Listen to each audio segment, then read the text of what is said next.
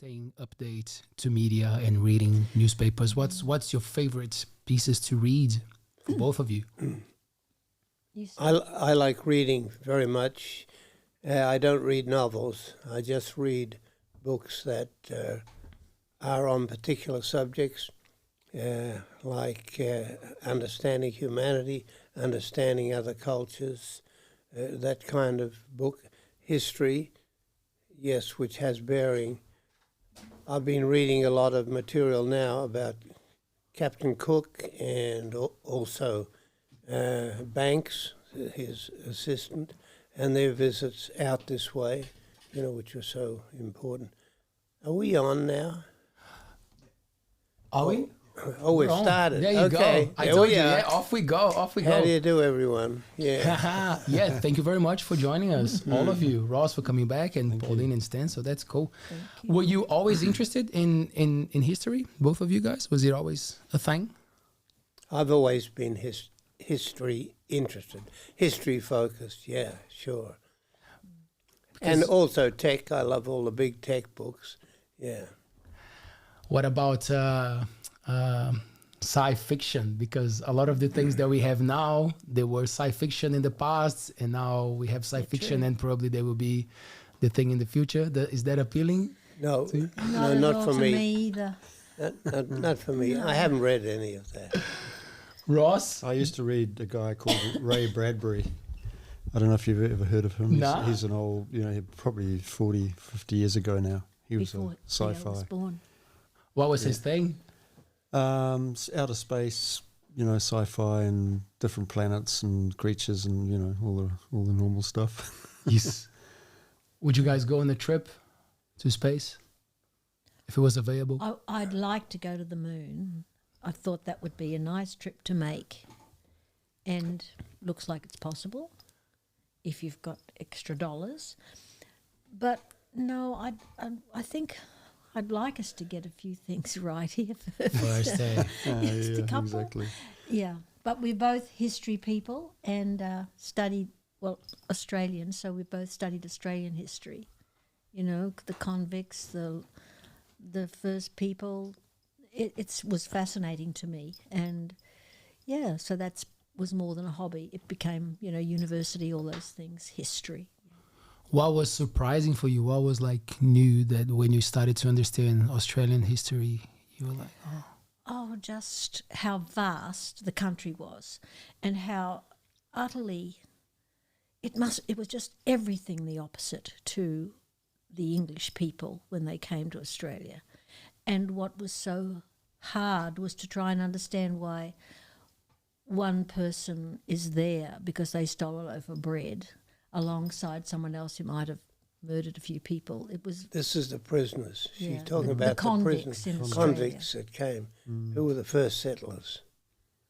Because they were sent, right? Oh, they were prisoners, yes. There was no choice, really.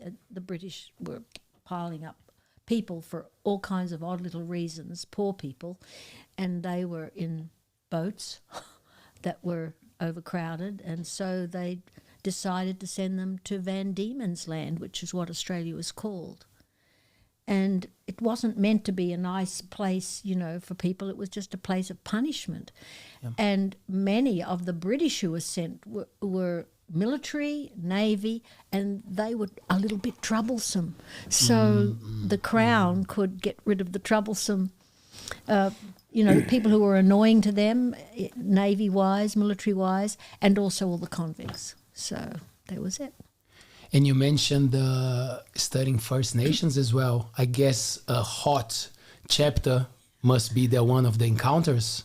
Well, there didn't even have to be. It was shocking for, young Australians to realise that we killed a lot of Aboriginals just because we arrived with so many germs that they had never encountered.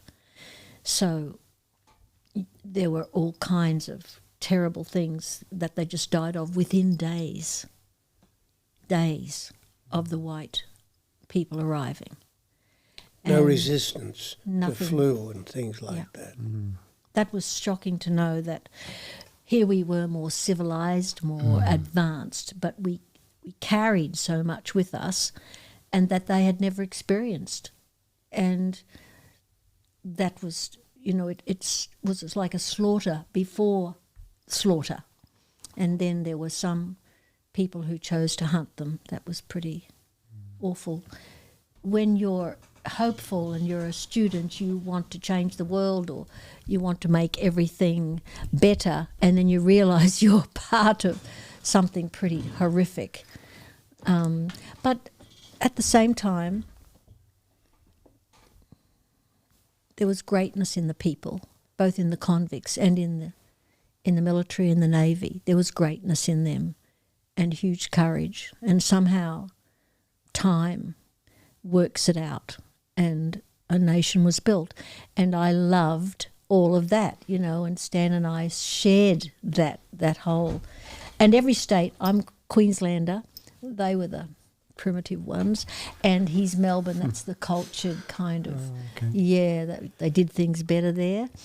And so our histories were totally different, Oh, you had Joe Biokley-Peterson for your premier. Didn't study that part of history very much. He was a Kiwi. Yes, I know, and he was our premier for a very long time. Peanut farmer and a premier.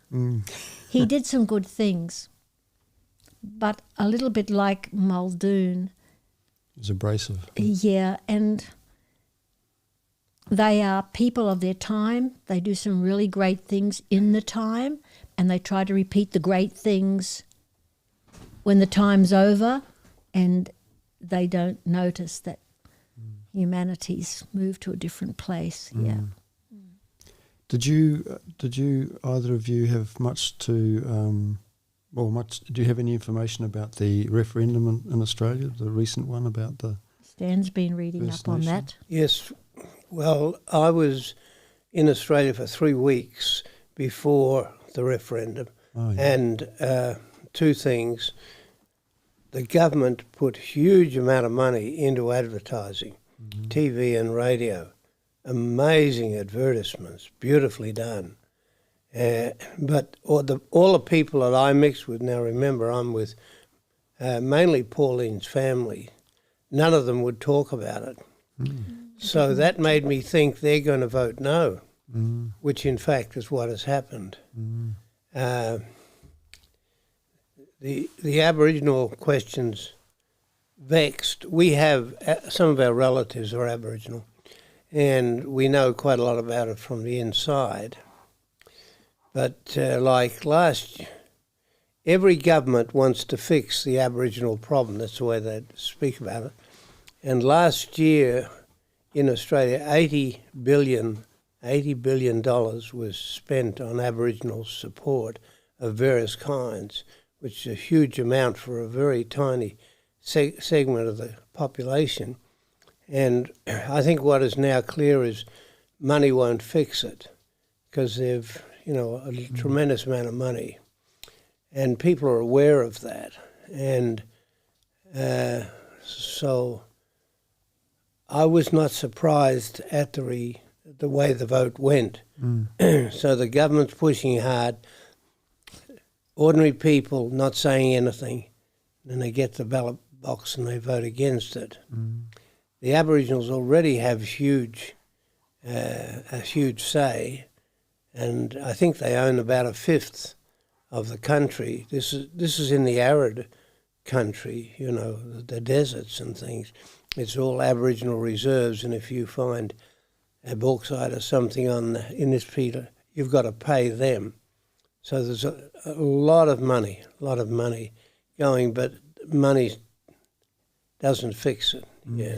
But there's always the them, and you can't undo that.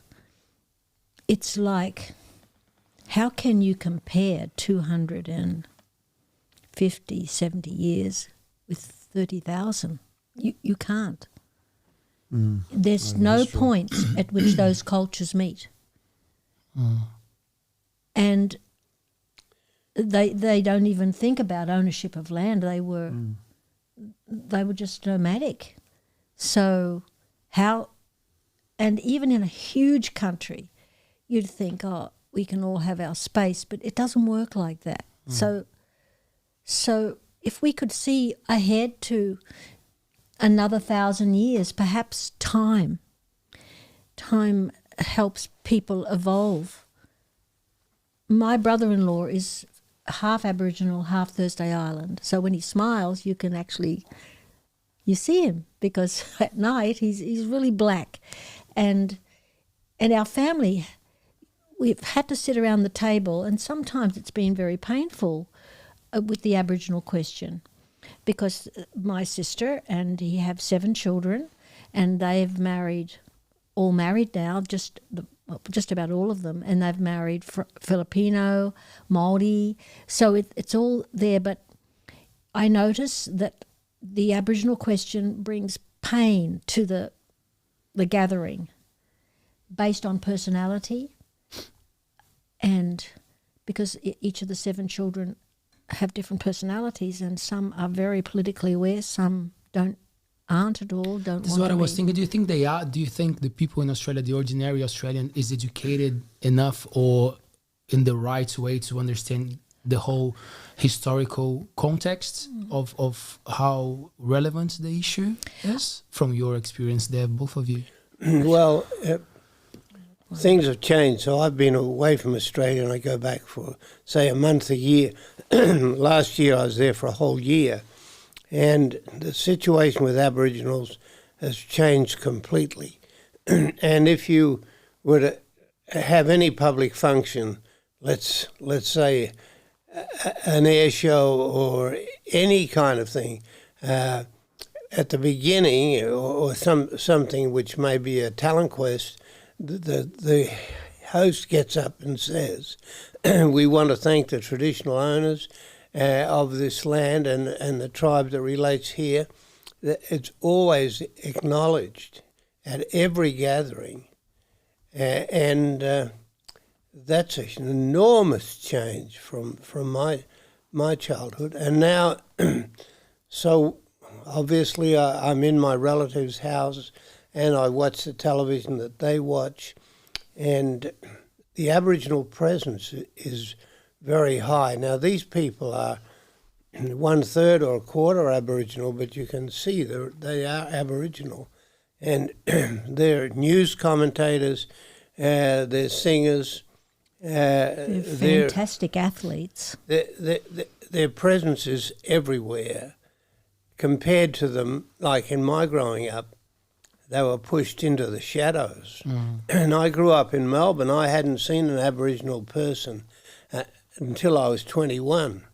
There just weren't any in Victoria, but they were on reserves and kind of hidden away. They were near. They were near where we grew up. But now the Aboriginal presence is there, and also appreciation of their Dreamtime stories and things like that.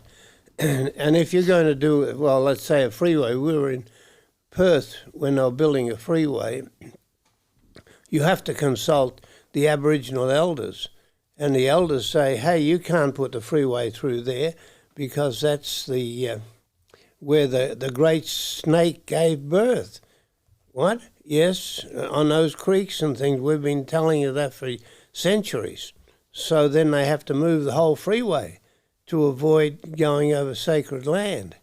And it's the same with any major construction now. In most of Australia, you have to consult the Aboriginal historians.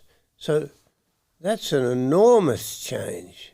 We, in my growing up, say into the 30s, we more or less ignored them. Well, we tried to give them food and clothing, and we gave them a lot of money, but as far as valuing their culture, it was concerned that didn't happen. What about the social issue? Because I'm listening. I'm liking this because I'm listening. I'm not very familiar with Australian history, but I went to Australia 3 years ago, and I went to Tasmania, to Melbourne, and a friend invited me to go to Byron Bay. And I loved Byron Bay, you know, like was all that hippie, beautiful vibe, beautiful people, you know, like good surfing. Yeah, good surfing. A guy busking there, and the guy across the street busking the same words, but like the opposite, because that's all they talk. And I was like, okay, cool, Byron Bay, here I am. but as soon as I arrived, the bus stop, it was full of Aborigines, drunk. And I was like, oh, wow, there's like it looked familiar because there was something similar to Brazil. When you go to a cool beach in Rio de Janeiro, for example, you see all the wealth, all the people having fun here, and then just behind you is all the poor people, and people completely ignoring them, like pretending that they were not there. If they could step on them, they would, but they're big, right? So they could not. But that really showed me straight away, as soon as I was there, I was like, oh, there's some real world going on here. It's part of our shame. All a shared shame. Because there isn't an Australian who, say, my colour skin, who doesn't feel some sense of shame. And it's largely to do with not knowing how to fix it, because we're people who like to fix things. We all want to fix things. And you fix things the best way you know how. So you look at your standard of life and this is the way we live, and you try to get that which doesn't fit that to fit. But it can't fit. Stan did some study in Central Australia where they'd built houses for the Aboriginal people. Each person had a nice house. But if you've never lived in a house in the same way as we think about a house, but you make your judgment, so well, you should be grateful for that house. But what if you didn't have a say in the house? What if it's got nothing to do with your appreciation of your culture or your nature? And I think there's just so many ways where our systems don't fit such an ancient civilization. And I feel that those things need time. So there are many places, not just Byron Bay. In the town I grew up, you'll see them sometimes at the pub, or if there is a park somewhere, particularly where there's water, because I like to be near water and in the shade of a tree. And how deep is that in those people? How many generations back is that sense of, because it's, if you can look past the being drunk or totally lost in your soul, there is something about them that draws them to these ancient places, and nobody knows how to fix it. But I think there's enough Australians who could personally relate to Aboriginals.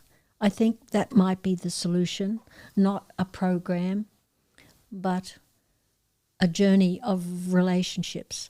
And I see it in my family. It's terrific, isn't it? It's really, yeah. It's quite, because it was a painful journey where we didn't quite understand different things in our family. It could have torn our family apart, and for periods it nearly did. The whole issue of, because it's not just respecting culture. Finally, you have to love the person. Love the person. Then you can work through the culture. And you might never agree on culture, but if you love the person, then it's all okay. So I see each family unit trying to work out their way of being, because they've married into another culture and they want to stay Aboriginal and they want to be valued, but they also want to be seen as a person who loves education, is it Aboriginal first and then education and everything else, or is it person first? Oh, you happen to be an Aboriginal, because maybe that isn't there yet.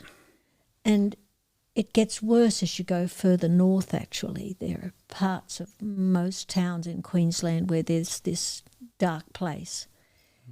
Do the Aboriginal elders have suggestions on how to solve the problem? Not in the same way as in New Zealand.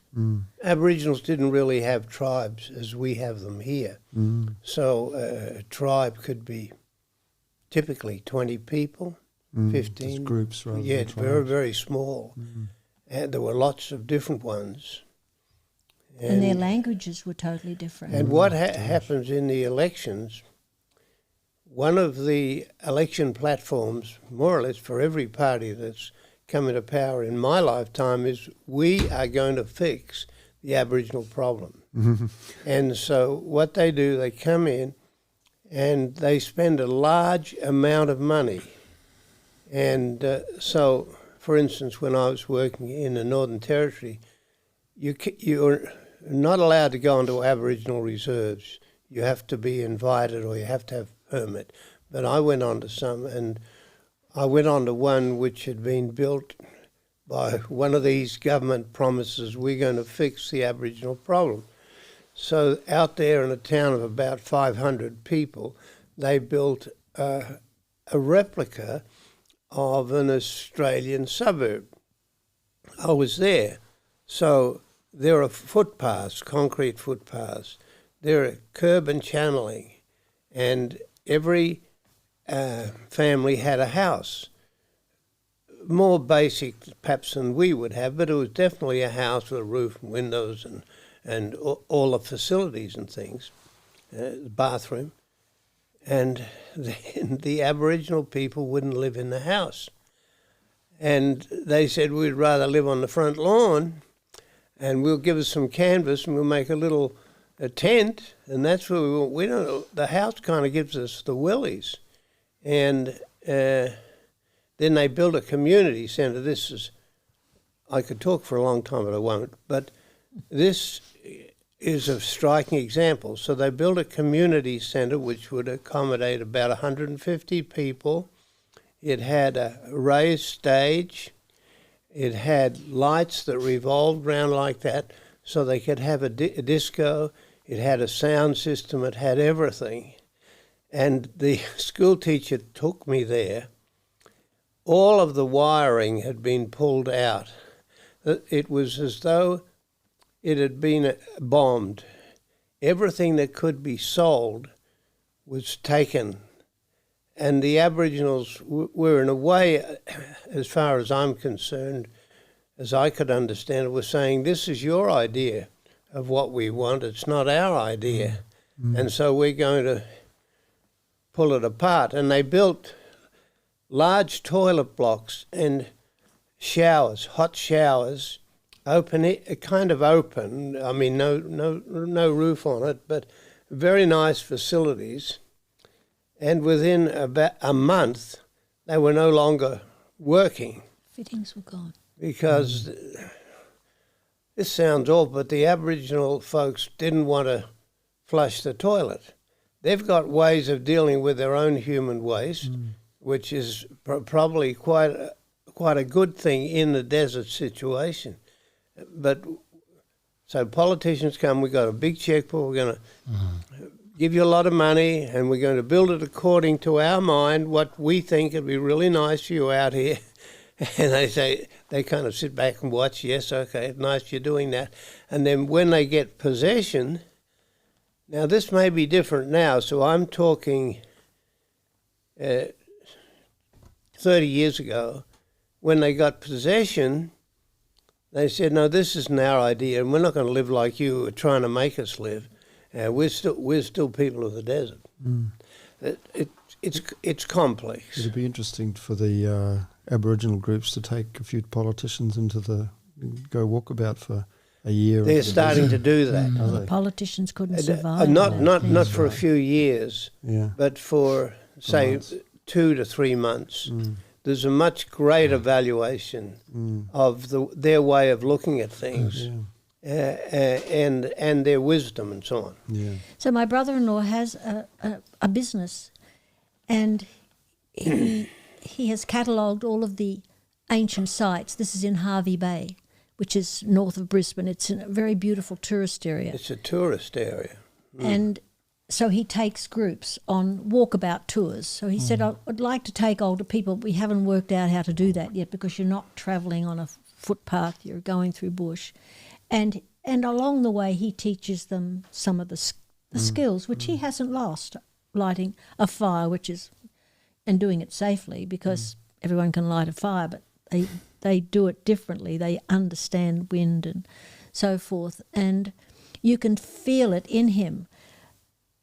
And I guess like most people, I've often found myself saying, if there's something I don't understand, oh, that's because he's an Aboriginal, you know. Well, and I think we can all slip into that a bit, and maybe they say, oh, that's because they're white, you know.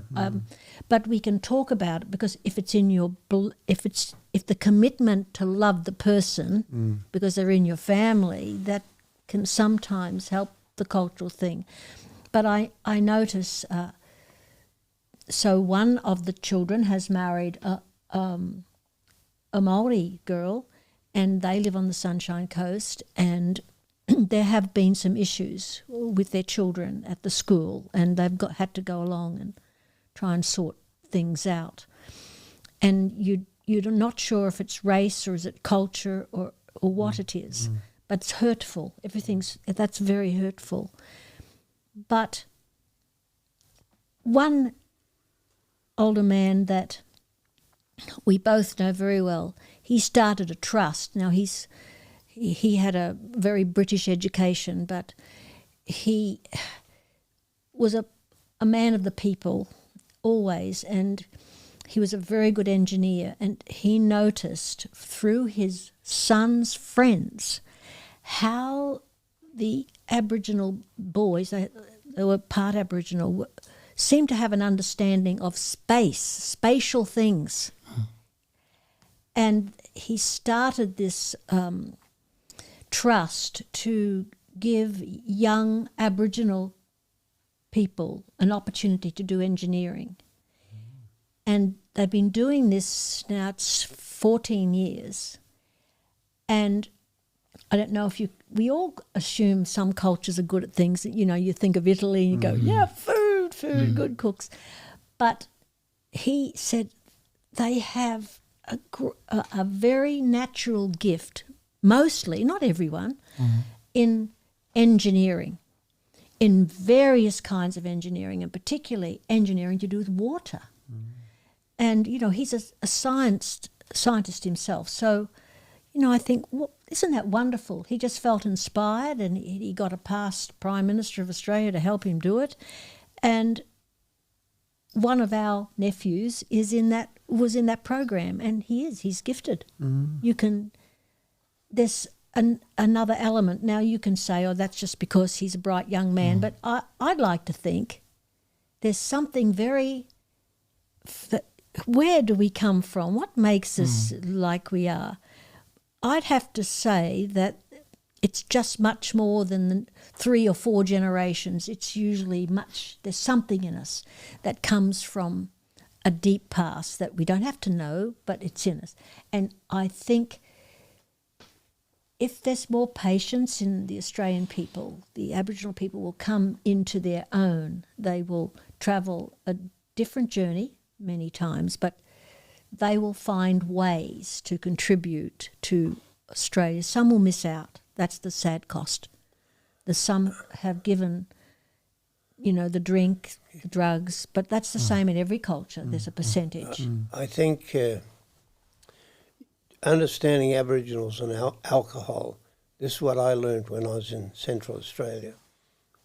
The Aboriginal traditional way, Central Australia is not a garden. Now and again you can kill a kangaroo. Now and again you can kill an emu, but not every day. And so when the Aboriginal people were able to, say, kill a kangaroo, they would sit down and cook it and eat the whole animal.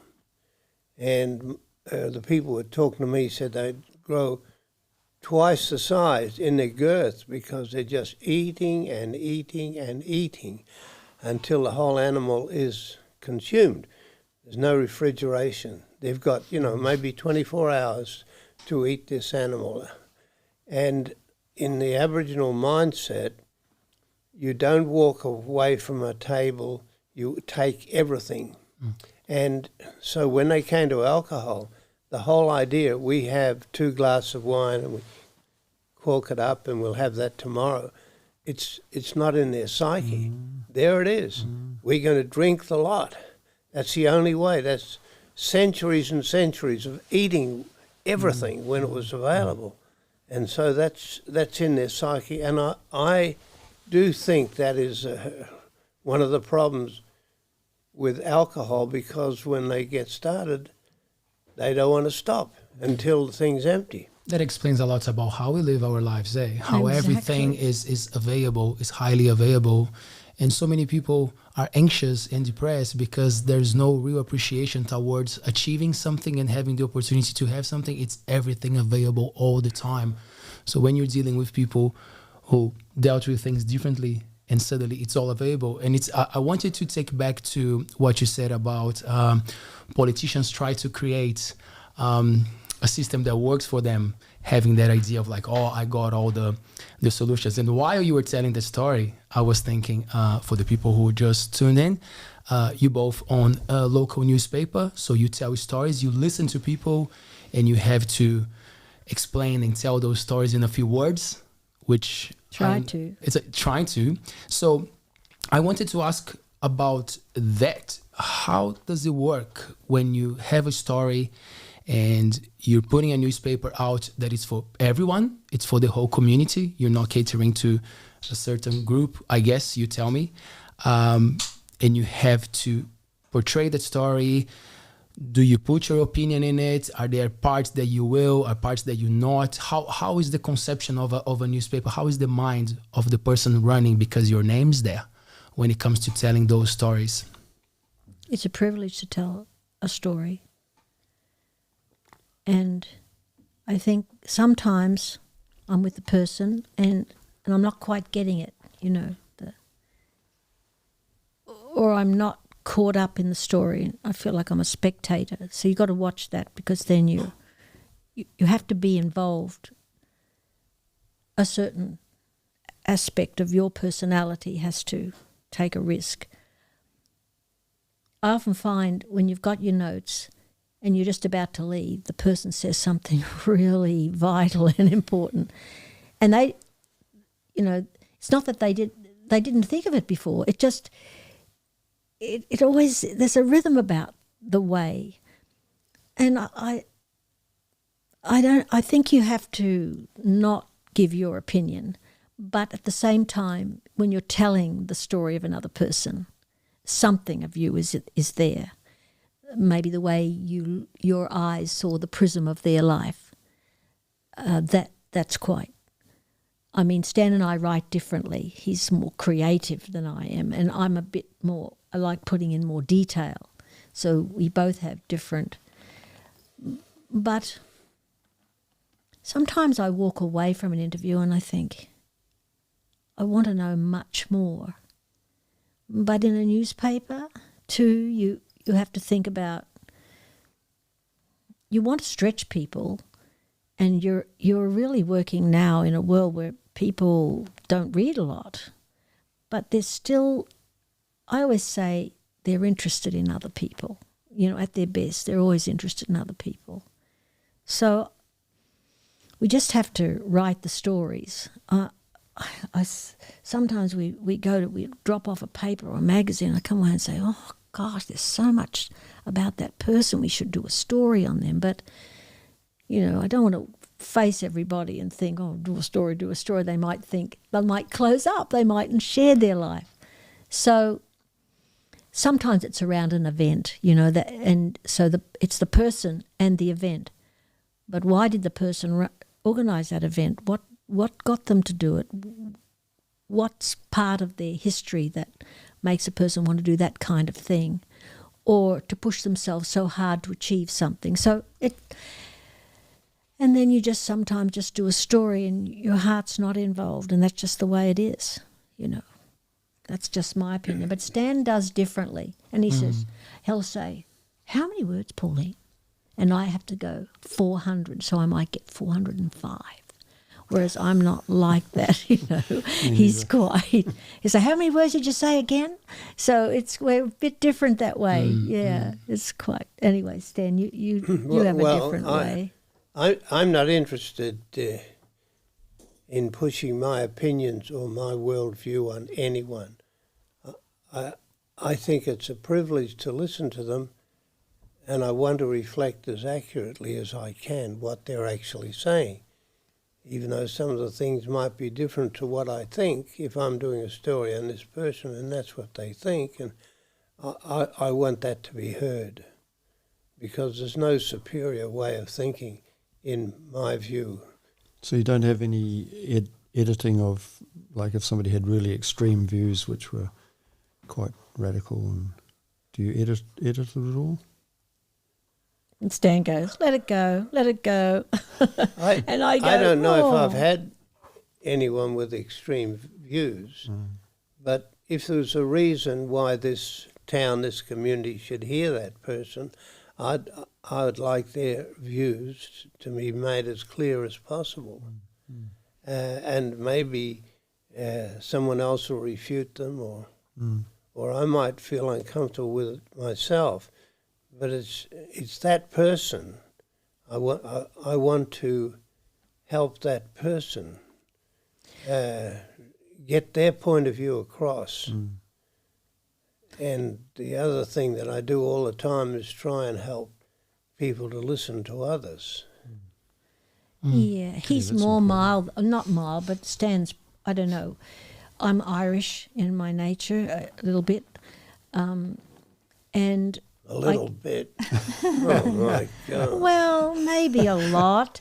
And so I get worked up about different things. And a couple of times I've got letters to the editor and I think, gee, that's so hurtful, but I put it in.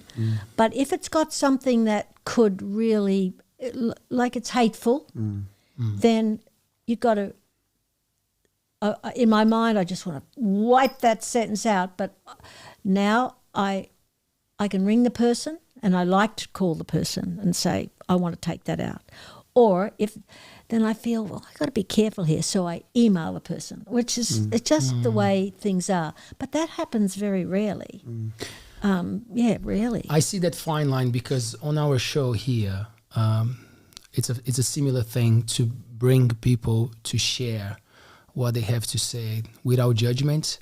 I like to believe that the people listening to us, they have their sense of, understanding what is right or wrong. I'm not here to judge. I'm here to listen to them. But then interesting what you said about that hateful or extreme thing, because at what point me providing a platform for someone to spread their views that might, and some people are they use words very well, and they might start to corrupt, let's say, or to, use it in a way Propaganda. that they do it very well. And I'm always mindful of that. So like how much of the space that we give, it's actually making people who are listening more confused. Yeah, or tricky one, or isn't people it? get more anxious. And sometimes you want to give the person an opportunity to rethink that word or that sentence, which I think we should. And so I've done that a couple of times.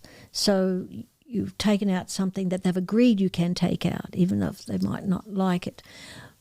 Say this week, in this week's paper, there's a big article, and you want to make sure first people understand the issue, so you're informing them. That's your job. So how does people understand it? So therefore you can go two ways. You can get 4 or 5 different points of view, but on some of these things it's just endless. Or you can just write down a journey or a track of these are the things that have happened. Everyone make up your own mind. And then you think, now why are you writing about the issue? Because you've heard in the public marketplace that people are confused or a bit angry or a bit frustrated. And our role in a community has to be, hey, let's help people understand, maybe be calmer, maybe feel they've got some power to do something. And also the other part of the paper is when you do have a job to, I don't know if many people agree with this, but I think even though we're a community newspaper, we have to help our councils and our government be accountable to the people. And it shouldn't be their side and the people's side. There can be lots of sides among the people, but the councils and the government should be really listening and working for the people. They work for us, right? That's what they're there for. And I feel there is a disconnect there. Through no intentional action, but it's there. There's that feeling. So I think, I always worry a little bit about that, how, and so now, and you can see it in many papers, where you do decide to sum up something from all the things you've heard, you put editor's note. So it's clearly editor, that's your little pokey little hole, and that's where you can. But the rest has to be factual or true to the people that have told you the story. It's got to be their words. So it must take a long time to fact check everything. Well, sometimes you say to the person, are you sure of this? And they said, here's the email, or here's the letter. So I do like to see that. Or I go to a meeting myself, or they say you can listen to it here or you can read it here. So that's quite good, particularly with environment issues or development issues. There's quite a lot. There's a trail. You just have to make the time to, because you get an opportunity to listen to a lot of meetings and go to a lot of things. You mentioned the extreme points of views, Ross. How do you feel about it as a reader, as someone who I know, someone who reads and consumes media outlets and because you like to write, so I guess you like to read as well. How do you feel when you're reading something that for you, it sounds like a very strong side, not necessarily about the informer, but overall, when you get a side from a media outlet? I think people should have the right to say what they want. Obviously, that's a free speech everywhere in New Zealand. But sometimes I think, well, that is extreme, but the guy's got the right to say it, unless it's hurting other people. If it's hate speech, like Pauline mentioned. But sometimes I listen to the American political. There's a program called Fireside Chat, Planet America. I don't know if you've ever seen that.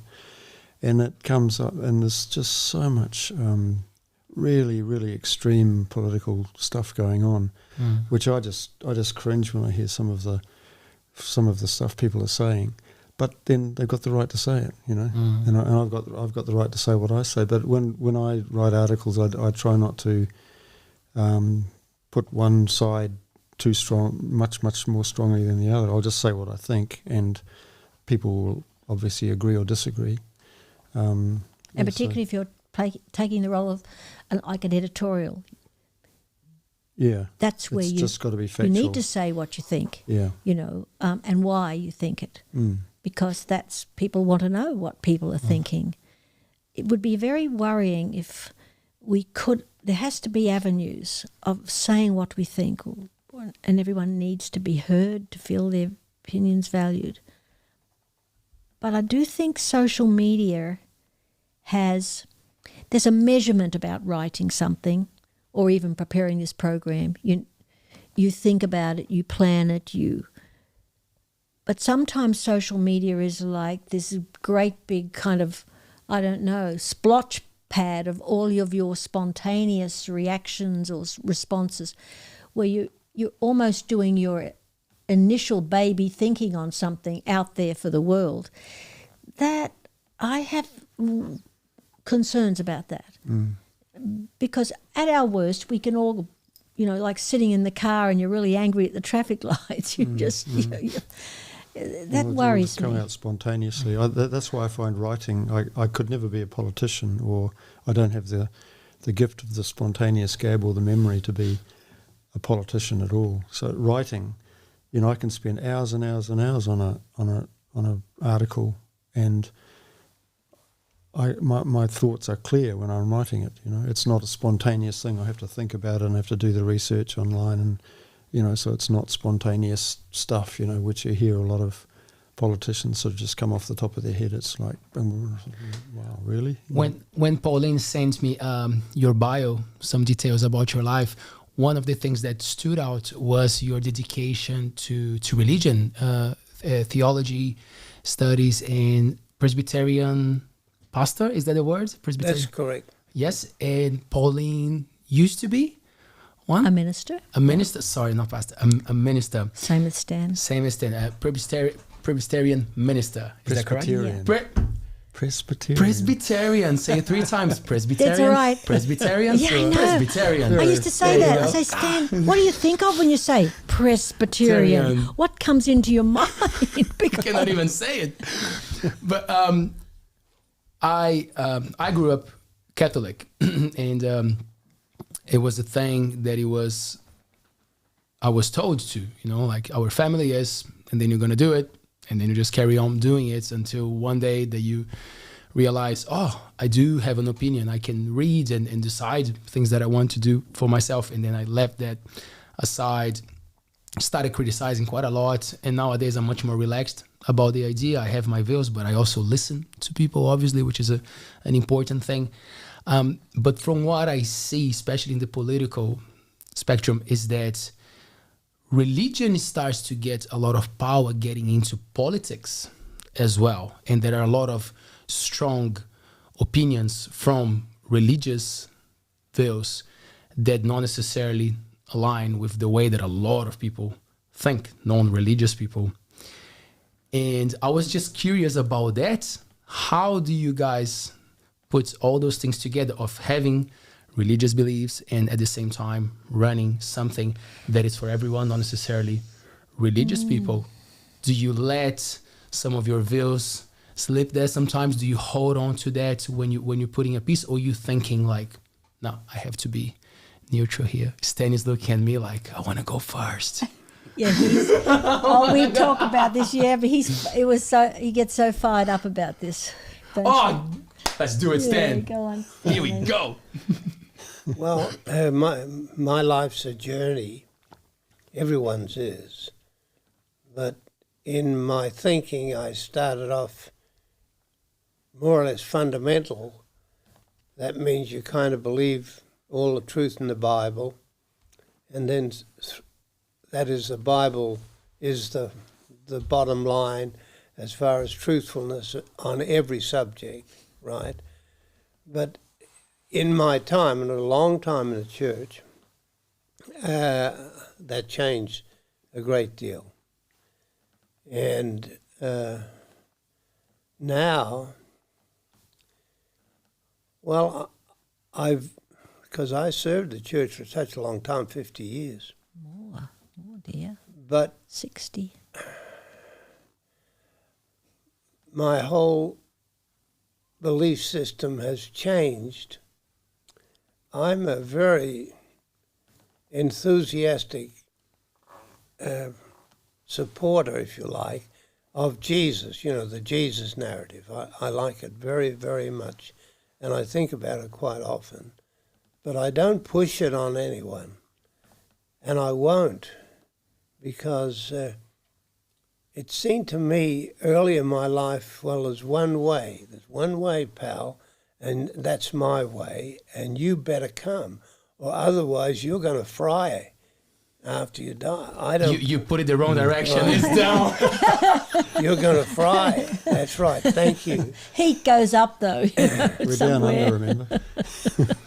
So I don't think like that at all anymore. And I realize that spirituality is very helpful. And there are many different paths. And if a person has found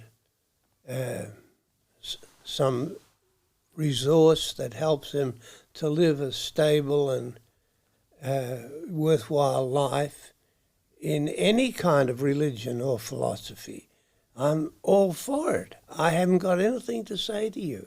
Or I just affirm what you've found.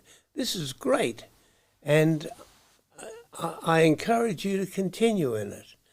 And for me, my philosophy is obviously Christian because of my background, and I like that, but I don't push it on anyone. I'm not interested in that kind of thing. So that's a personal journey.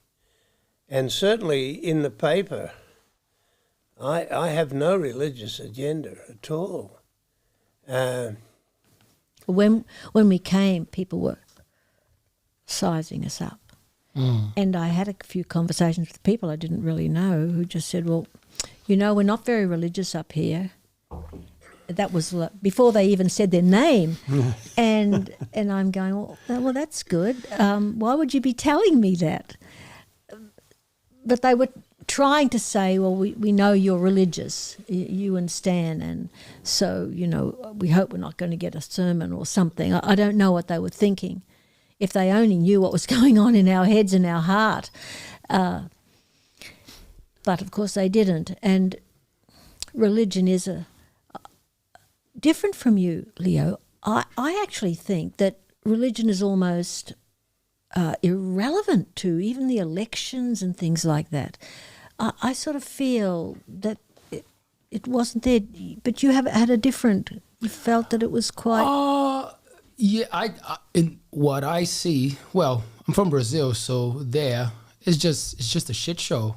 It's just like people using religion to get into power. And in Brazil, the state is like, right, which is LAIC, which means no religion, right? No, it's a non-religious state, but it doesn't apply because we see religion getting stronger in the governments, and then people using faith to abuse dictate the rules and abuse. And then because of that, I start to pay attention more in what's happening here in other countries around the world. And I'm like, it looks a bit nasty. It looks a nasty way to get people's in the moments that they need the most, and then try to play a game with that, with their faith, which is so, as you said, I agree with you, Stan, like of how spirituality is important.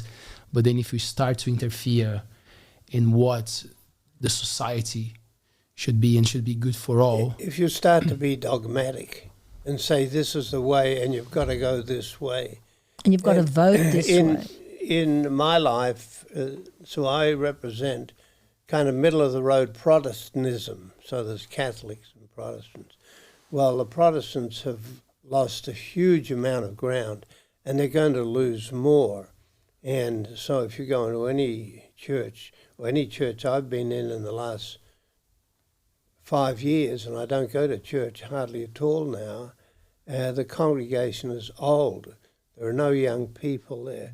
There are few children. That was not true of the church we serve, but it is true of most churches, and their influence is declining. But where they have the clout is in their financial support, because they own so much real estate, and they've got so much money accumulated here and there in other funds. So they're still a force to be reckoned with because of the money, which is kind of cloaked. You don't actually realize what's going on here.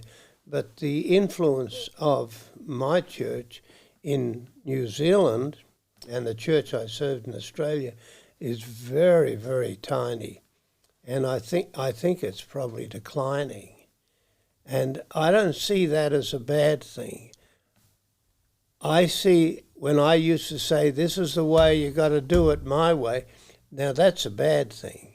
I don't want that. But I want to encourage people to find spirituality wherever they find it. And if they say they can live without it, well, that's good. I'm not going to disagree. My main thought in being in the paper, dominant, is to help people to listen to each other. I don't want to put forward any particular views. I'm glad to put forward some questions. And then I want to say, in any way I can, look, be kind to each other. That sounds like Jacinda. Yeah, please. Okay, no, sorry, I didn't mean to go overused. But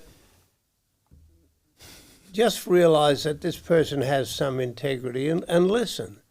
and don't try and contradict them. Don't try and put them on another track.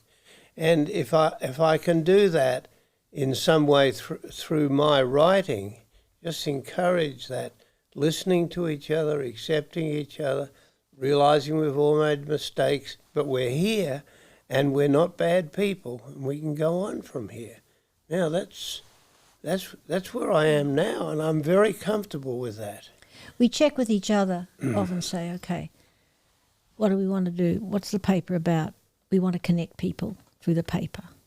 We want to create some kind of sense of that people can belong because they've shared something together. Even reading it is really an important thing. And if you can honour people, you can't honour everyone at once, but it's a tool for honouring people. And even just tonight with the children, it was Halloween, today's still Halloween. Just sometimes you see a little group, a little family, and you know, you just sense that this is a moment where you want to affirm them and just create a little space for them and take a photo and get their permission, and they can be part of something bigger. It's just momentary, but it's still important. And so I think the paper has to do that and then try as honestly as they can to connect people. So we just always, have we done that? Have we done that? And, you don't always get that right. And there's always the obligatory things you must do. And sometimes I'm not real interested in writing about something, but once you get into it, it's what you do is that there's 100 other people who do love that, so why not? But, I thought, how would they think you could just go out there and share your religion in a newspaper?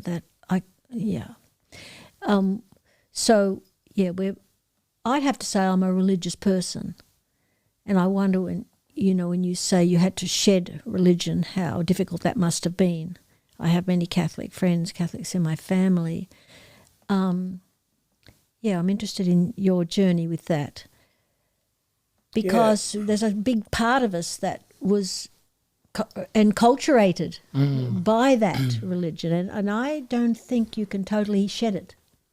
So I'm not anti-church, and there's some good churches in this town. I know the church I've contacted, I realise, hey, there's good people here, and they're trying to do their best and be true to what they believe. That's terrific. Should they pay taxes, Stan? Probably not.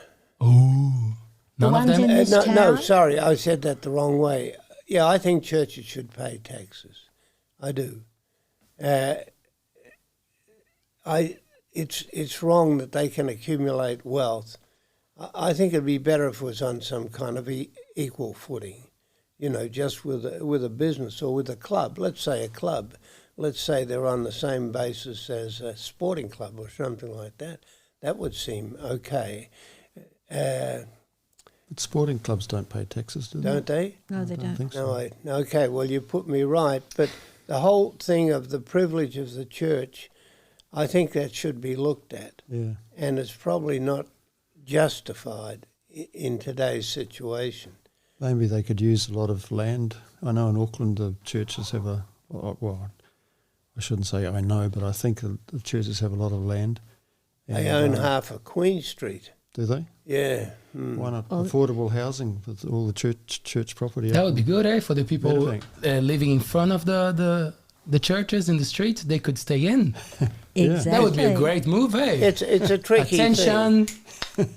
Well, we have to do something. It's a tricky thing, though. You've got to be careful here because a lot of the people doing good works and giving them food and clothing and housing, they're religiously motivated, and I respect that. But on the other hand, the churches they serve have enormous property value, property wealth, and it's been building up over the years. That sounds like a great article for the Informer. I know. And if the Informer doesn't want to publish, Pauline, you can write it and Courier Mail will publish. The thing is, though, when you get to a small community, Leo, the churches are not wealthy. They just, but they, aren't they sub branches of a big centralised? they would pay fees to that centralised group. Oh, okay. So probably the issue is with the centralised group. So in some denominations, each congregation pays fees to a group, and that's to do with the costs of. But there are genuine costs related to hanging on to buildings that are not really servicing anybody on some of the best real estate in the country. In the And churches they can do I've served, we have never had large dollops of money from some central organisation. All the churches I've served have to send some money to the central organisation. And the central organisation, the people that work for it are not fat cats. They don't get huge money, but the value of the churches is in their real estate. And they try to handle it in the best way they can, I'm sure. But I don't want to give the impression that your local church is funded by some group somewhere else. They're pretty much on their own. It's through people's giving that they survive. And then people give on top of that to run a food bank or to do what they do. Do the churches here ever become political? And I've only been here a year and a half, and I have no idea. I just see in America that's like... To be American was to be religious and to I don't go think you couldn't be a president and not be a Christian, could you? Very difficult, very difficult. I think it would be difficult. You'd have to say you're born again to get a whole swathe of votes from the southern states. I think that's ridiculous. It's breaking down a little bit, I think. I wouldn't know. It's a very hot subject for me, the religious What thing. about in your situation in Australia when you were very religious? Was there any politics involved in the church? Very religious. I don't think I ever was. I don't think I ever was very I don't think he was. When you were, it's my way or the highway.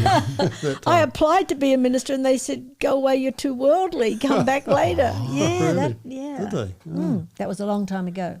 No, I don't think we were particularly political. We'd have prayers before an election and tell everybody to vote according to their conscience, and we didn't.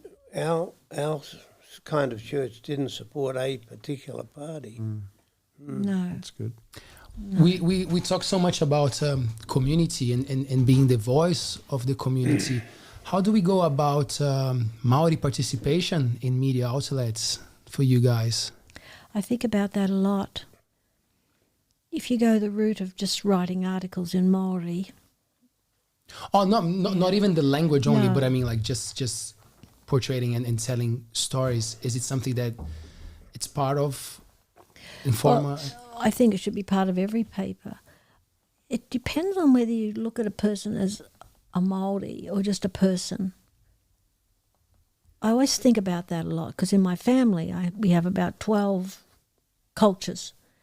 And they say, well, we're in the family first, Pauline, and then we're our culture second.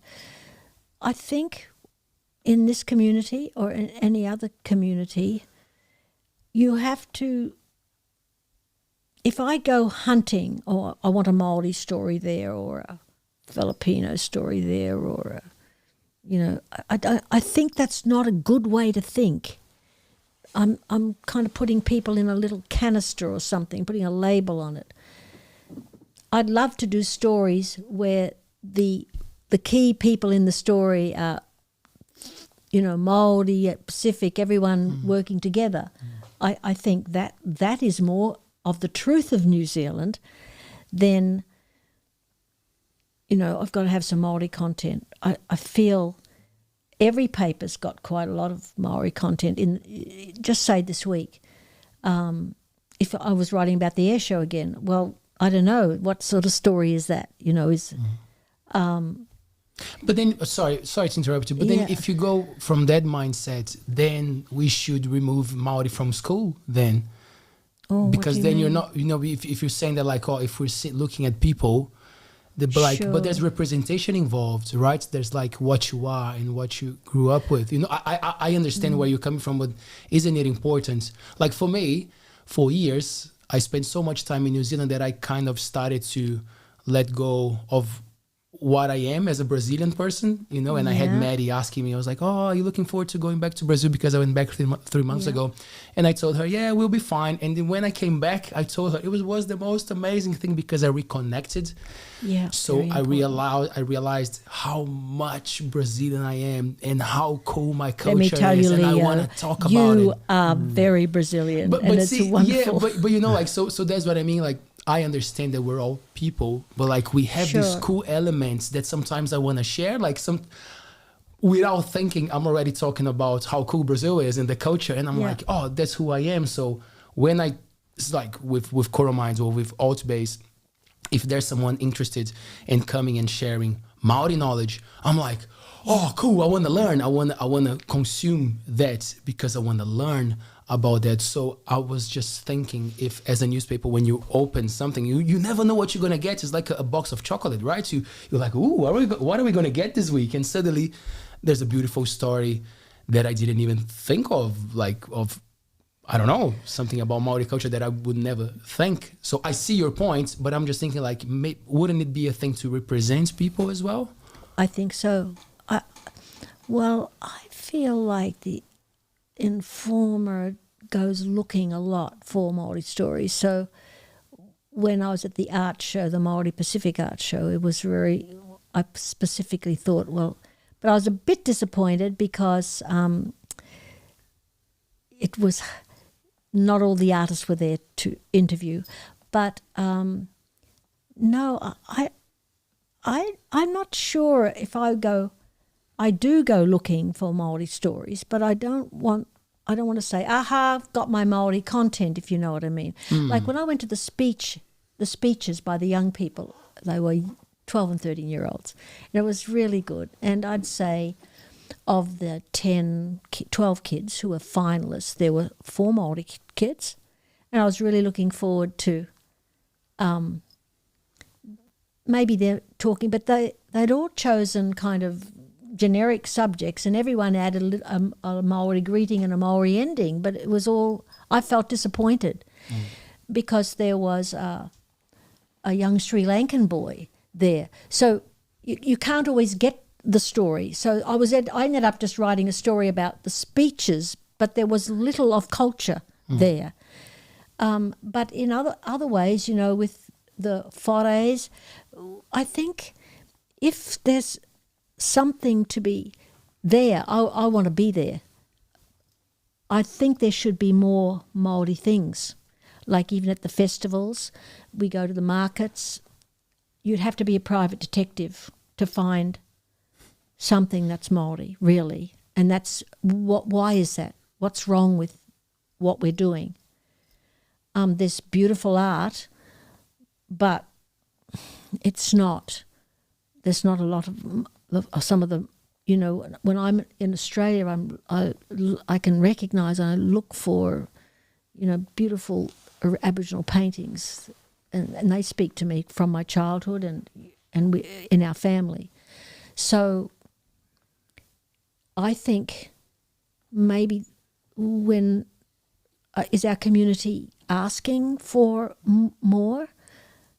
I think I went to maybe 15 events on the long weekend, but there were no Maori events that I knew about. And I thought, you know, there was everything, really, a full range of things. So maybe it would be good. Maybe that's the challenge. Well, our people, I don't know. I worry about that. We would put in a little saying, and I was talking to our staff, and I said, I feel this is really not, it's awful doing that, adding a little. That's just not genuine, really. But so, and in the school, maybe, I still think you have to look hard to find it. And I'm looking. And maybe the newspaper isn't the forum. Maybe it's too wordy. Newspaper's very wordy. I ask these questions of myself all the time. And a couple of my Maori friends said to me, well, don't try too hard because we're not that sort of people. Don't try too hard to highlight. Well, I think one thing people ought to understand here is that for 12 years we were in Pairoa, and Pairoa is very much a Maori town. 3 different clans there, Maoris. 3 different Maoris. And we had Maori friends, we were involved with Maori life there. But here in Whitianga, I don't know. I know maybe a couple, maybe 2. I know one well and another one a little bit, Maori people. So I've got to be able to meet them and talk to them or have them talk to me. So I will have my eyes open and my ears open, and if there's any opportunity to interact with them, I will. I read up Maori history. There's a lot of Maori history about this particular region. I've been reading it again today. But anyway, I would say, it could be my fault, I'm not sure. I haven't personally made a connection. You've been here 6 months, love. I think it's okay. I've been here 30-odd years, and I live at Wharekaho, which is just near the Ngāti land. Yes. And is that still considered Maori lands where you are? On the point, it is. Yeah. And that's one thing which I really feel sad about is that there's the land and there's the homesteads. There's several homesteads up there, and but I've never felt comfortable of going there, just walking up there. I don't feel like it's a community marae feeling up there. There's no official marae, I don't think, at all. And I think probably in Pairoa you had marae where you went for occasions. 3. Well, we don't have very that in clearly you would move from Manahiri to Tangata Whenua. You would receive a welcome, and you knew on certain things you were Tangata Whenua. And then sometimes you would stand with the Manahiri, just so it. And when we did dramas and festivals, they were part of the organising. And sometimes the marae was the actual venue. Yeah. So you had a number of our. Did you have a sense of belonging to them? Yes, we were welcomed on, and our whole weekend took place in this. And if there was a tragedy, we were all. You're all sharing. And they would be at our home, or we would be there, not just as individuals. Yes. We had many Maoris in our home. Well, that's what I miss here. I miss that connection with the actual people. I mean, I've got Māori friends, but as a Ngāti Hei, as a marae, there's just doesn't feel like there's anything here for me. Maybe leadership is an issue. I don't know. But if anyone would suggest to us how we could do it better, we certainly are open, and we value their culture and their insights, and we are in their land after all. There was one thing I wanted to ask. Can I go back to? Yeah. I just want to say that luckily my experiences are great because I was very welcomed and I'm learning a lot from the locals, from the Maori locals. Got to go to some interesting places. I haven't had that experience. Yeah, I've had the opposite. so, I've been told I'm not welcome. So, that doesn't... And I'm new to the community, so I listen, I pull back. But at the same time, I have Maori friends here, but it's in the public domain. And I think too, I just want to be sincere about it, not fake, so therefore... I just feel like sometimes doing the opposite, instead of waiting for an invitation, we started inviting as well. I felt like I've been working on that. Working on it, I am an Australian and pretty forward about things. But when you get up, whoosh, when they say get out, you go. Yeah, you don't want to fight. And that's happened to me. And I'm sad about that. I've wept over it, actually. And I think, like any community, all the Maoris aren't holding hands and hugging each other. They have their own big differences, just like all of us do. And we shouldn't pretend that that's anything. It's just the same. Where humanity is still stronger than culture, and it has to stay that way. So I feel sad that the whale and the foray at the school somehow became symbols of division when they shouldn't have been. And on both arguments there was fudging, which happens when people are in communities, and you just get over it. What I learned in Pyroa, and I never learned it in Sydney or in Brisbane, but the people that you sometimes help put in prison, you meet a few months later in the grocery store, and you've got to be able to look at each other. So how do you behave to have that?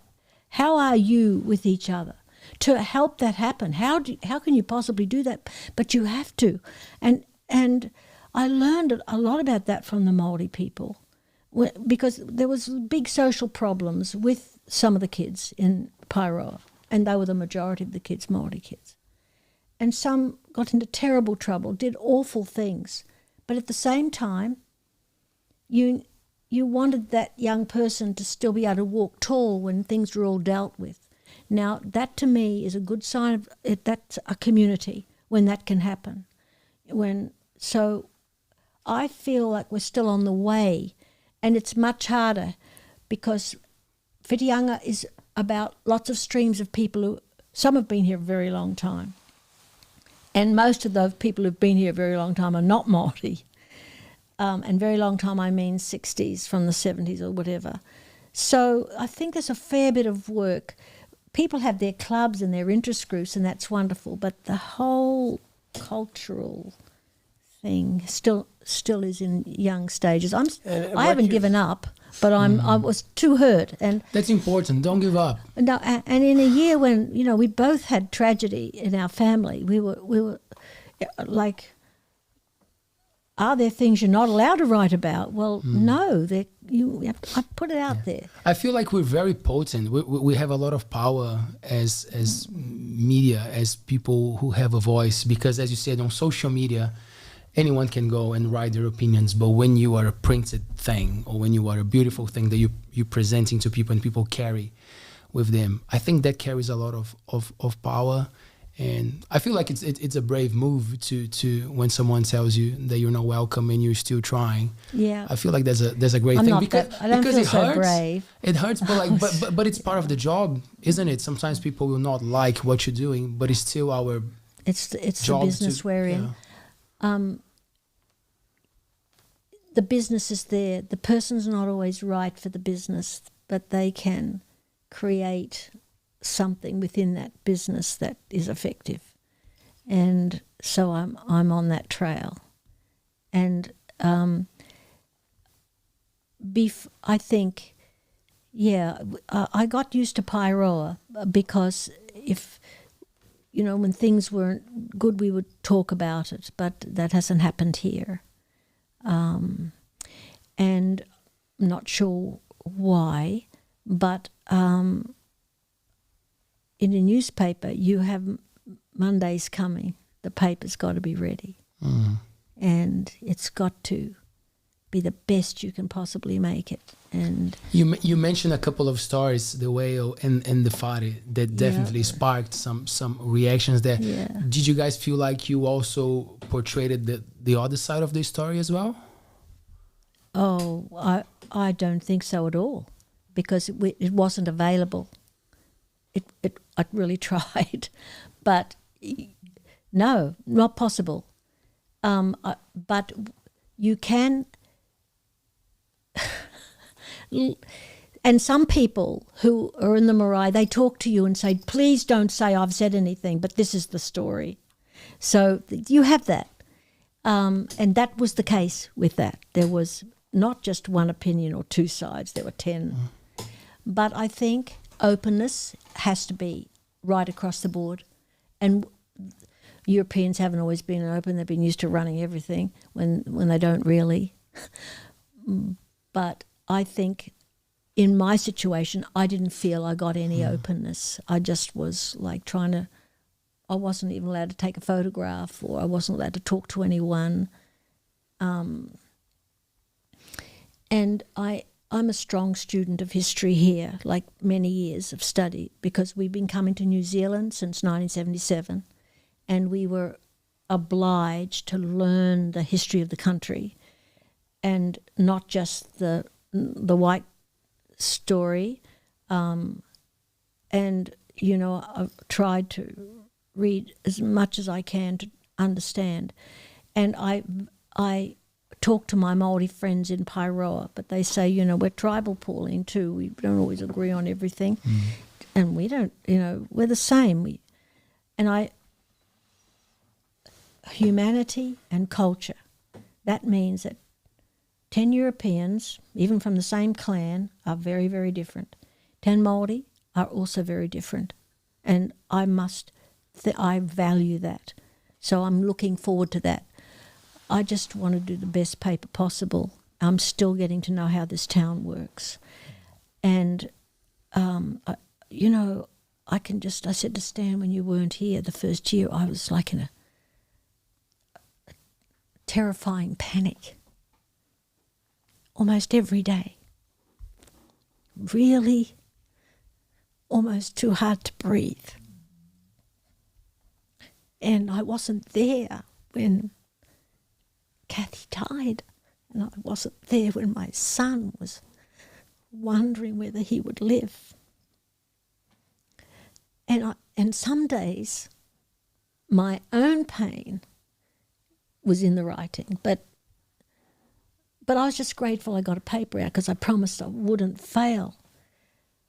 And to try and be pleasant to people, and try to just, you know, get the story when you were full of your own. And I wasn't there to help him, you know, just, it was very, very, but it was still a good year, because we survived and the paper didn't fall apart. So that was like all I can remember. And I'm a person who remembers very well, like conversations. I'd walk out of a room and I couldn't even remember who I met. That's how bad my brain was. So right now, I'm grateful to just be here with Stan.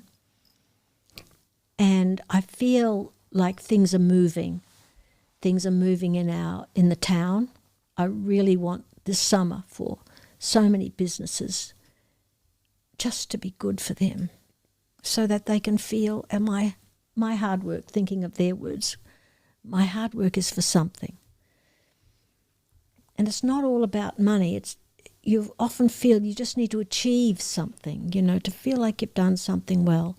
So I've had, I feel like I'm out of the nightmare, and the paper might not have a lot of Maori language in it, but it's going to have the feeling of the people, and many of them are Maori. You wanted to ask something, Ross. Thanks for your patience. Sorry, Ross, I talk too much. No, you know, that's another thing about me. It's a good chat, but there's a conversation. That's good. A big mouth. It's wonderful just that you can be so, what's the word, adjective, such a good speaker about what's in your heart. It's really nice. There's nothing else there, but so that's it. I just wanted to ask about the Aboriginal situation in Australia. If we go to a party here in Whitianga, there'll be Brazilians and Māori and Japanese, all kinds of different nationalities, and we'll all be just doing, you know, chatting away and things. If you're in Queensland, would you outside your family, because you've got family? Yeah. Yeah, I know it's a tribe. 107 of us when we're together. Wow. Okay.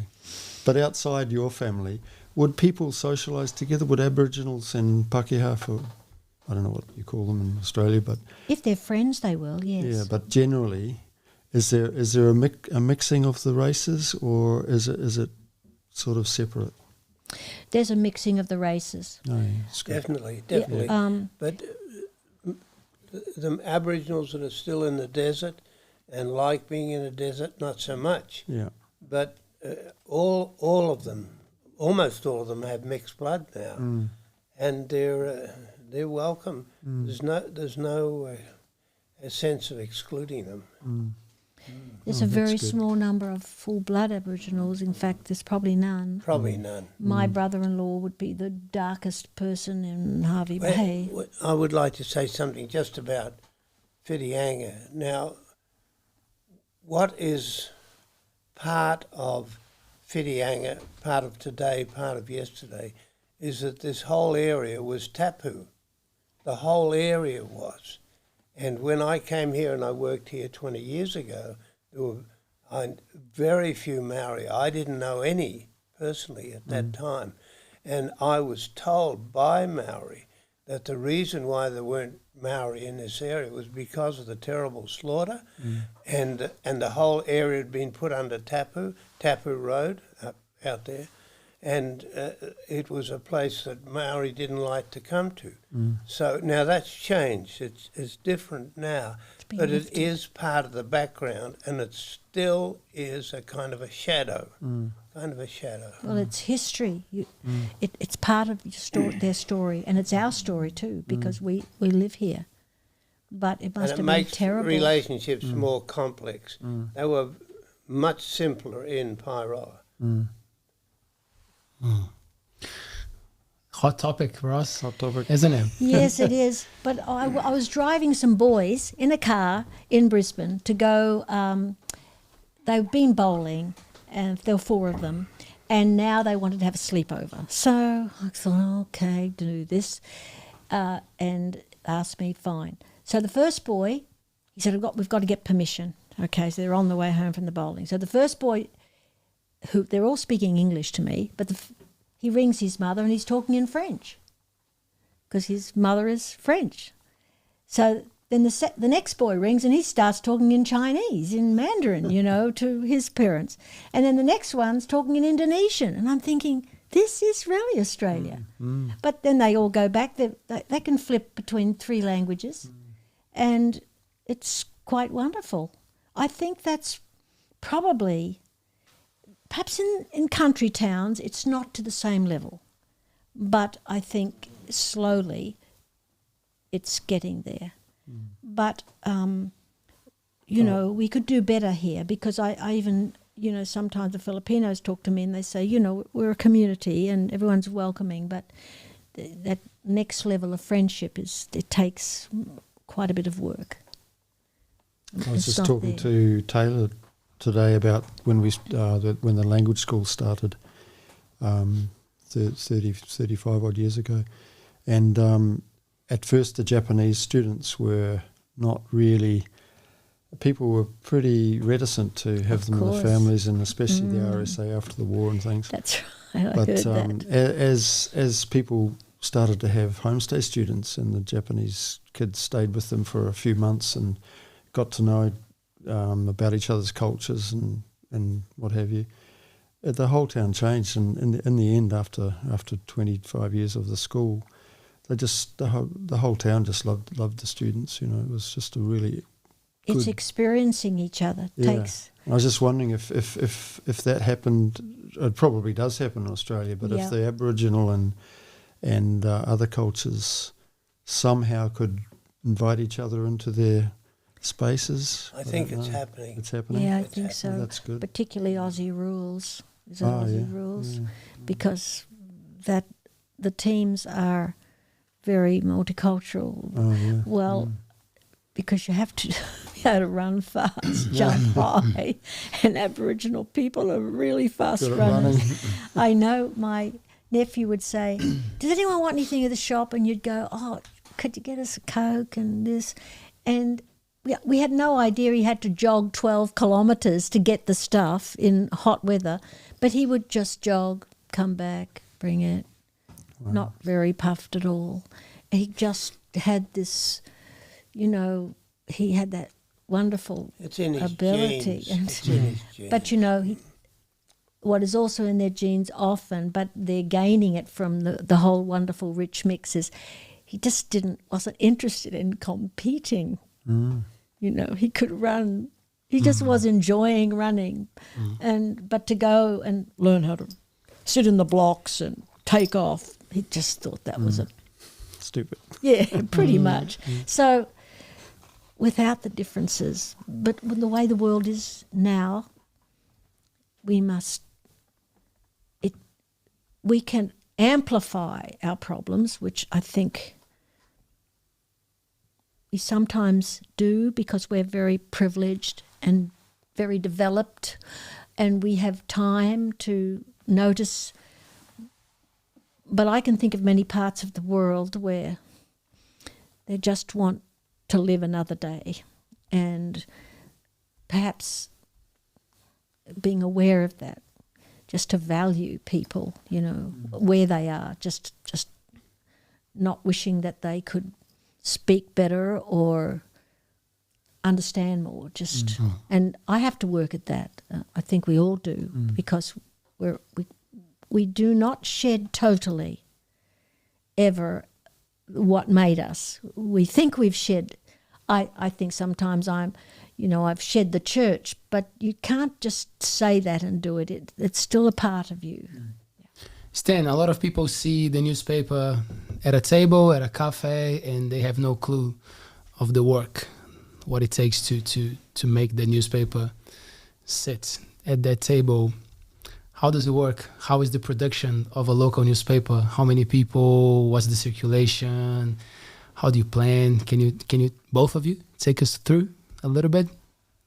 Well, Pauline more than me, but I guess she'll correct this, I think we have 6 or 7 writers, and people come into the office every day, and anyone can come into the office, anyone watching this, and they're welcome, and very often we finish up with a cup of coffee and a biscuit. That frequently happens, and we're there to listen and to meet people. So that's quite time-consuming, actually, but there are... Is that people with stories? Yeah, ideas. Oh, well, some of them are just looking for friendship. And some have a complaint or, about something that's happened down the road or with a neighbour or an issue that they think's important. We like it like that. And the fact that all the children were there today, we like it like that. But sometimes I'm very mindful. I think, well, there's been 12 people come through the door, 12 stories, and we haven't written a thing. I mean, we've written notes, but nothing's written. And you think, oh, Friday's coming. And Pauline works day and night. It's obscene, the hours she puts in. Well, haven't I quite can't got a do social it. life. I can do my bit, and I'll do as much as I can to support her. He does great. But she does the main thing. And this is, you need to be a little bit computer literate because you're working between 3 or 4 different computers with quite complex programs. And so we've just had one of our loved and trusted staff, Ella, has gone off to have a baby. She's doing a finer thing. But then it's very hard to replace her. And we're not talking about a big team, we're talking about a small team. And so those skills have gone, and now we've got to try and upskill somebody else. But believe me, Pauline is the paper, and I come along on her coattails. I'm glad to be here too. There are 16 years difference between us. We are probably the oldest newspaper people in the world. Oh, yeah. That's we probably good. are. All right. But, okay. and I think sometimes people look at me and they're going, what are you doing? But I've got over that because I got that quite a bit. One, the religious part, well, don't be too religious. And why are you doing this? So we've sort of got over that. Yes, it is. It's hard, actually. And you have to like it or give up. And I kind of like it, kind of. Because you like people. I think so. You But do, people have you said, are like you enjoying people. it? I can't say, yes, I'm enjoying it, because I haven't had time to think about whether I'm enjoying it. But, and then there's that momentary little point in the universe where you think, oh, it's done.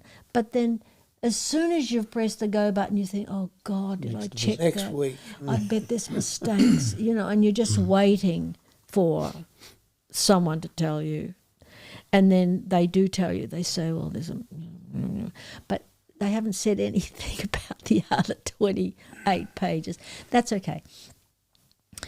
We work hard and we have a great team, very small team, designers, business people, and we have great, people who are very good at writing and who are contributing.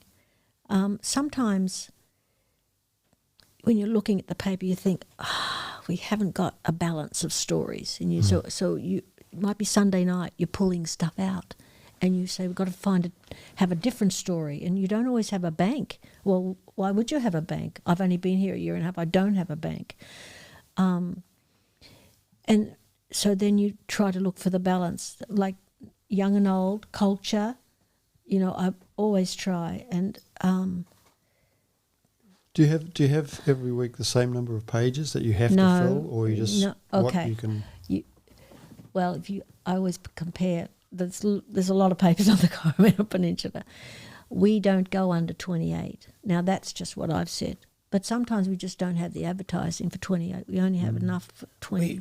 The only income 24. we have is advertising. There is no fund. There's nobody else. It's just advertising. But so therefore, that's a decision. It's not a business decision. It's a decision to give people a decent sized paper.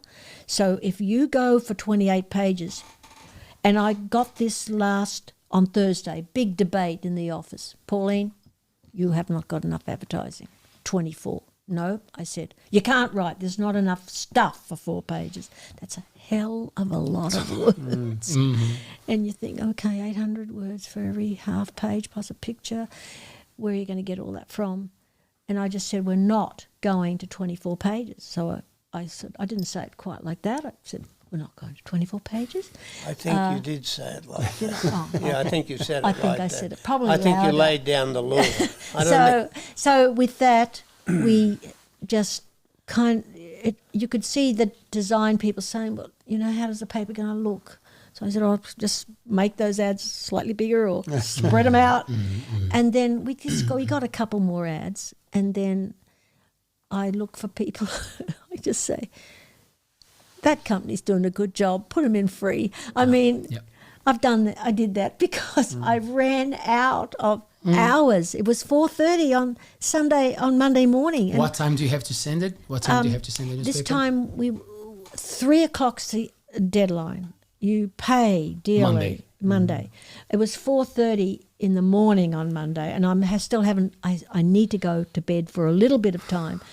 And there was still sort of 4 stories that had detail missing, because some people come in and they say, here, Pauline, and you've got it like on the side of an envelope, like 12 words, and they're looking forward to their story, So you think, and I understand that, because writing is damn hard. And some people say, look, they ring you 4 times. They've only got to write a quarter of a page. They're not a writer. They just want to describe their event. And it's costing them dearly. They've probably got a migraine. And so finally you get this, and then you have to turn it in. But you feel good because it's got their name on it too. But you pushed it and shoved it into shape. And Send more pictures. Yes. Have you got more pictures? And Stan, Pauline, how many words do you want? So I have to be very exact now because I'm thinking of the space, and sure enough, it's okay because Is that why the Sleepy ad was really big in the last? God, that's right. It happened. Beds, give me beds. Yes. No, it's funny, and this issue, what I'd say is we have So I always want to write about something that is important to people that they're disagreeing about. But then there's so many events in this town. This town is, and then, but you don't want lots of little bitty quarter pages. It's like looking at a jigsaw puzzle that you can't put together. So you've got to make it easy for people to look at. So, and then you think, oh, that photo's clashing with that ad. Move it. Let's get it out of there. And so and then they say, no, it's looking good. No, it's not looking good. So you've got to leave an hour or so for that on Monday morning where you're looking and thinking, wow, that should be portrait, not, it's. So you know about that because there's some of the same things as in a magazine, but you want to honour the advertisers because they're making your life possible. And so therefore you don't want a story that stuffs up what they're advertising. So there's a lot of things to think about. And then sometimes you think it's going to be beautiful and then you get it back and you think, how come it's a different colour to what I said? Yeah. But we don't have a say in the quality of newspaper in this country, and it can be different every week. And sometimes it's got a plastic feeling, and sometimes I think it's time we started processing our trees again and not selling them all overseas. We actually aren't printing any paper in this country. It's a very big shame. You don't manufacture paper. No.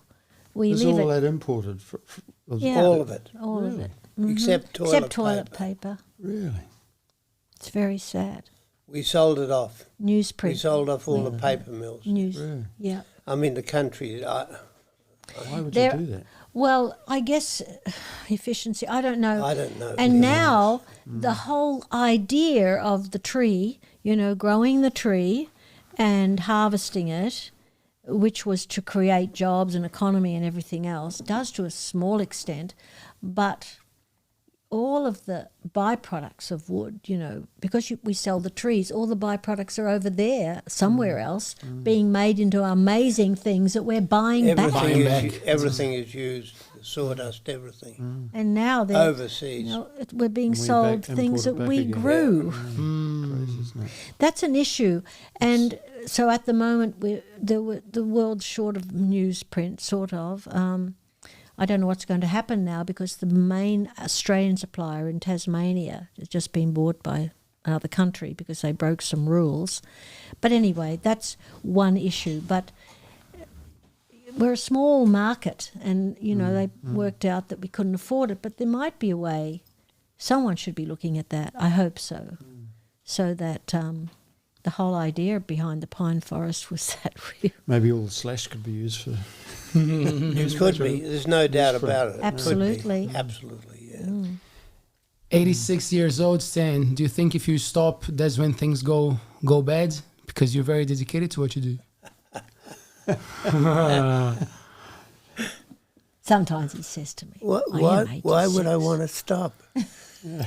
I'm not telling you to. I enjoy it.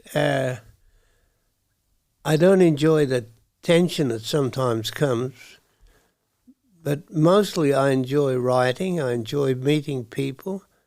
I like this town. Increasingly, I like this town. A lot of good people here. So I might have made them into cartoon characters perhaps before. You characterise people. But no, they're more than their cartoon figures. I've got no plans of stopping. I don't want to. Why would I want to do that? And I see these advertisements for retirement. Oh, I don't want to put people down. Be careful. I don't want to. Be careful, Stanley. I know, I'm being careful. I think they're lovely. My friends are in them, and they love them, and that's wonderful. And there's some advertisements in your paper about Exactly. But it's just not for me at the moment. Yeah, I understand. But it's the thing with being active, right? To do something, because you can get tired from doing a lot, but you can also get tired from doing nothing. But when you do a lot, you got something to be proud of, right? And the other one, you just get depressed. give me another beer or whatever. I drink wine. I think the actually. strength of this town, we've noticed that really so many things happen because of people in retirement have a vision for using their skills to make some things happen. And this town is marked by that. And I think it's more pronounced here than perhaps, it is in the city. I have a kind of a vision. I had two visions. The first vision when I came here is I want to establish a cultural centre, and I want people, maybe they're authors or politicians or so, to come and give lectures here. I want people to come to Whitianga, not because of the beach and everything else, although the beach is the best, but often the weather's not so good. And so a cultural centre, and also music, because music is a big part of our life, classical music. And I'd like our young people to be getting involved with that. But that's a, You're talking to a rock star. Shirley, You just said classical. I love classical music. I like rock Yeah, that's music. how I Now, work. then the second, I put that on the back burner because I need 50 million to get that started, and I think I'm going to meet somebody in Whitianga with jandals and shorts who's got that kind of money. I know they're here, and say, look, establish this thing, this cultural centre. I can show you where it should be put, and we'll name it after you, and we'll put a bust of you in the foyer. They'll never forget you. They'll be throwing and up next. if you don't do it, you're going to leave all that money to your kids, and they're going to waste it all in Las Vegas. So come on, get Thank with you, it. Stanley. So that, He but has anyway, to calm down now. oh, you don't want to get me We got him excited. going. We got him going. It took us 2 hours. So I put that on the back burner. But now what I'm really keen about, Go for it, Stan. You're Go for it. Hit on the walloping the table, table. man. Go for no it. hitting the table. Yeah. Go for it, man. It's fine. It's fine. It's good wood. It's all good. I want to run events in the worst month of the year. So I want to make Whitianga weatherproof, because we have a lot of bad weather here. But a lot of places that have bad weather have lots of people coming. Yeah. So let's have some kind of events. Maybe they're lectures or music or something in the very worst weeks of the year. I agree. So that it's not Whitianga just sunshine and sunburn lotion, but you come here to learn something. You come here to listen to other people or whatever. And I would really like in this next coming winter to set up a weekend. You know how we have the food fest and all that, but have a kind of an event that really is stimulating and exciting, and let it rain, brother, because it's not going to stop us, because it's going to be a wonderful presentation. And that's something I'm very keen on. And then when the thousands come, you need that cultural centre for them to come to. Well, I'm waiting for the man with 50 million. and the Are you jandals. out there? We'll make a lovely statue of you, a nice bronze one. You look so handsome. I can't shut him up. The That's trouble, great. That's great. the trouble is with the weather we've been having the last 2 years, you'd be busy all year, not just the worst month. January and Starting February. in the They're going to fix the bridge. I really think they're going to fix the bridge. And you're right, the weather's been atrocious, really. But so let's make Whitianga weatherproof. You come here, rain, hail, or shine, because great things happen here. This is where ideas are born and minds explode. Here. You're right. Agree. Yeah. Thank you, 100%. Stanley. Well done. What? It's pretty good. It's true. Yes. I agree with you. If We all anybody out agree. there wants to join me on doing something in the winter, well, let's get together and plan it. Okay. That's such a lot of energy for an 86-year-old. That's There you amazing. go. eh? I asked the right Wow, question. you did, yeah. That's right. Gosh, wow. You did good, love. Well done. Guys, thank you so much. I love the energy. That's the right word. It's important. And I remember when we met, Pauline, because people were like, the informer keeps saying that you guys are competition. I'm like, I'm only going to believe when I hear from Pauline. So we went there. Excuse me. Hello. Yeah. Are we? that's And great. Pauline was like, no, I don't know. It's complicated because it is. It's a small town, and sometimes we share this advertising. I worry about that. But, we just grow the town.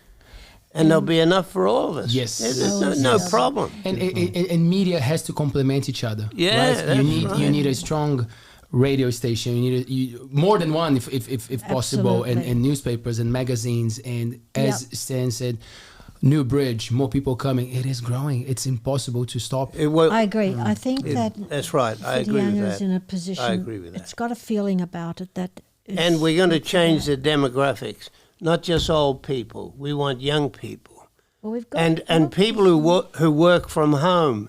This is going to be a centre for people who want to work from home. And have their own houses. Yes, thank you.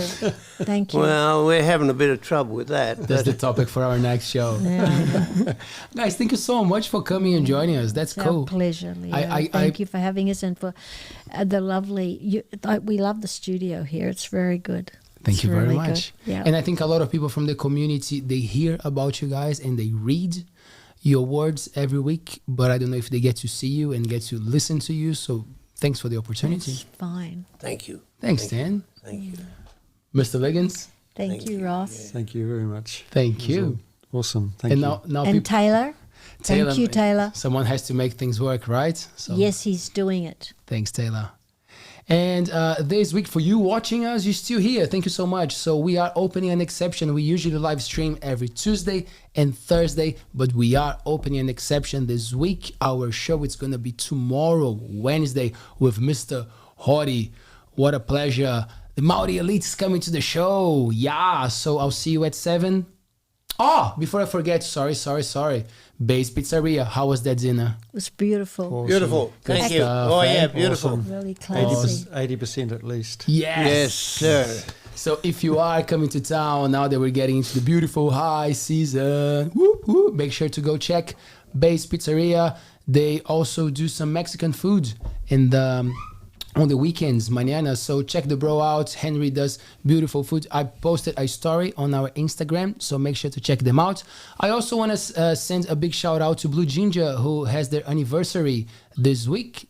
Okay, the beautiful people who are supporting our show. So they are celebrating tonight their anniversary, and they're going to have a special weekend. So make sure to check them out. And on Saturday, the 4th, Let's Go Descarrego, Leo Magri, the one who is talking to you right now, and Stupidly will be playing at Cooked, another big supporter of our show. They're going to have the Day of the Dead, the Dia del Muertos, the celebration, the Mexican celebration. So make sure to go grab some margaritas, some tequilas, and listen to some good music from 4 p.m. I'll see you there.